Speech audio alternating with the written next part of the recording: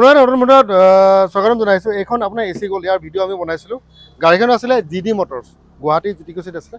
তো ভিডিঅ' চাই আমাৰ যিজন গ্ৰাহক তেখেতে পচন্দ কৰিলে আৰু আমাৰ লগত যোগাযোগত আছিলে তেখেতে। তো আমাৰ ছাবস্ক্ৰাইবাৰ হয়।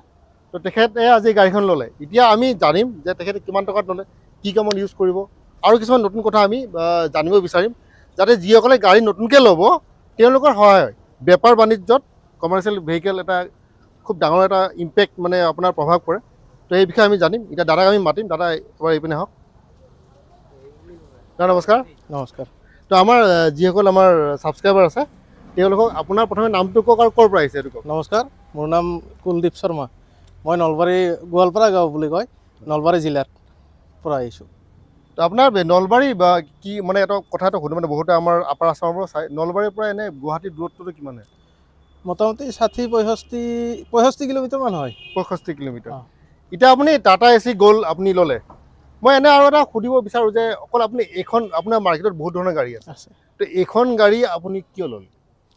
মানে মই নিজে ব্যৱসায় কৰিম বুলি ভাবিছোঁ। হয়। আৰু মোৰ যিটো ব্যৱসায় কৰিম বুলি ভাবিছোঁ সেইটোৰ কাৰণে এইখন গাড়ী চুইট কৰে আৰু।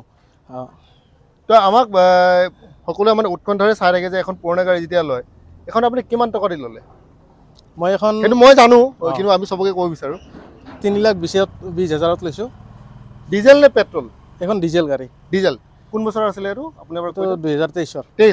২৩ৰ গাড়ী ৩ লাখ কিমান ল'লে? ২০,০০০। এতিয়া বহুতে ক'ব বিচাৰে না দাদা এইটোতো বহুত কিবা কিবি, দামটো আপোনাৰ ঠিকে লাগিছে। আপোনাৰ মাৰ্কেটত বহুত জেগাত চাইছে, বহুত জেগাত দেখিছোঁ এনেকুৱা গাড়ী চাইছেও। এতিয়া ৩ লাখ বহুতে ভাবে যে বহুত কম টকাত ছেকেণ্ড হেণ্ড মানে বহুত কম টকাত পায়, ইমান সহজ নহয়।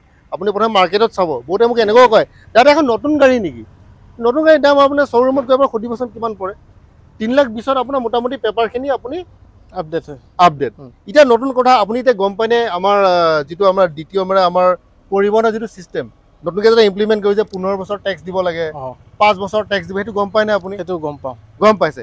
এতিয়া আপুনি যেতিয়া ট্ৰেন্সফাৰ কৰিব তাৰ যিটো পইচা খৰচা হ'ব সেইটো আপুনিতো গম পায়। তাৰমানে এইটো কৈছোঁ কি কাৰণে, বহুতে গম নাপায় যে এতিয়া নতুন এটা নিয়ম এটা আহিছে আপোনাৰ দ্বিতীয় অফিচত, যে নতুন গাড়ী বা পুৰণা গাড়ী এতিয়া মানে ফুল ফ্লেজড হোৱা নাই, আপোনাৰ যিমানখিনি টেক্স দিব লাগে নেম ট্ৰান্সফাৰ কৰোঁতে সেইটো এতিয়া গ্ৰাহকে দিব লাগিব। নতুন গাড়ী হ'লে ১৫ বছৰ, আৰু পুৰণা গাড়ী হ'লে কিমান বছৰলৈকে আছে, মানে ধৰি লওক ১৩ বছৰ টেক্স দিব আছে, ১০ বছৰ টেক্স দিব আছে, ৫ বছৰ টেক্স, সেইখিনি কাষ্টমাৰে নিজে দিব লাগিব। সেইটো আপোনালোকে এবাৰ নিজে গৈ খবৰ কৰক। আপুনি এতিয়া কেছত কিনিলে গাড়ীখন? কেছত কিনিছোঁ। খুব ভাল কাম কৰিলে। মই সদায় কওঁ যে কেছতে কিনিব, কিন্তু ফাইনেন্সত কিনিলে কি হয়, আপোনাৰ এটা ডাঙৰ এটা মানে তৰোৱাল এখন মানে লটকি থাকে, কোন পাকত গাড়ী টানি লৈ যাব। কি কাৰণে আজিৰ দিনত ফাইনেন্স কোম্পানীয়ে মাত্ৰ এটা সুযোগ দিব, দুটা সুযোগ দিব। না দাদা মোৰ কৰোণা কাল আহি গ'ল, মইতো পইচা দিব নোৱাৰোঁ, সেইবোৰ একো নাচায়। কৰোণা কাল আহি গ'ল, অমুক আহি গ'ল, যেতিয়া সিহঁতক ক'ব গাড়ী টানিব, গাড়ী টানি লৈ যাব, দাদা নিশ্চিন্ত হৈ গ'ল। দাদাৰ টেনশ্যন নাই একেবাৰে। আৰু এখন আপোনাৰ এই মাহত এখন কিমানমান ইনকাম কৰিব পাৰে এখন গাড়ী দি?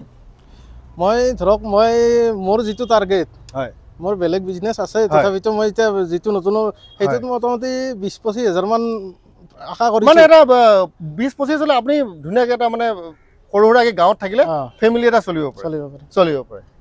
তো বেলেগ আৰু একো কথা নকওঁ, আপুনি ইয়াত আহিব আমাৰ এই যিটো ডিলাৰ জিডি মটৰ্ছ, পাৰিলে আপোনাৰ গাঁৱৰ মানুহক ক'ব জিডি মটৰ্ছ নামৰ এটা ডিলাৰ আছে, গাড়ী কম দামত পায়, পচন্দৰ গাড়ী পাব।